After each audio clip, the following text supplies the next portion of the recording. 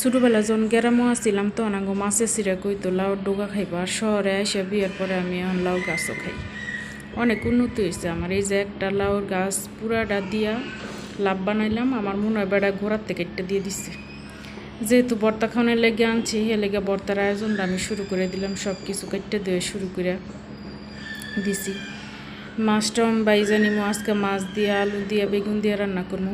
আমার মনে হয় ইলিশ মাছের লগে বেগুনের কোনো ভাব ভালোবাসা আছে। আনালে ইলিশ মাছ দিয়ে বেগুন দিয়ে রান্না করলে এত মজা লাগে কিরে।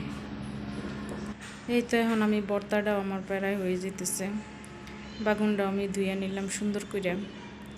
বর্তাটা বানাই নিমো সুন্দর করে। এমনি বর্তাটা বানাইলে মাশাল্লাহ আমার কাছে এত মজা লাগে। আমার জামাইও খুব পছন্দ করে, সেই জন্য আমি সবসময় এমনি ভর্তা বানাই। লগে একটু ধনিয়া পাতা দিলে বেশি মজা লাগতো। ধনিয়া পাতাটা আমার নষ্ট হয়ে গেছে, তাই দেওয়া পারলাম না।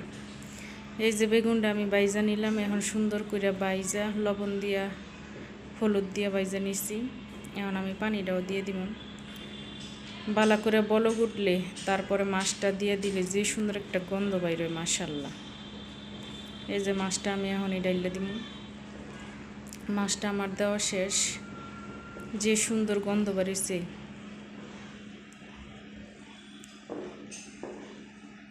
এই তো আমার রান্না বাড়া শেষ হয়ে গেছে, এখন খাওয়া দাওয়ার পালা।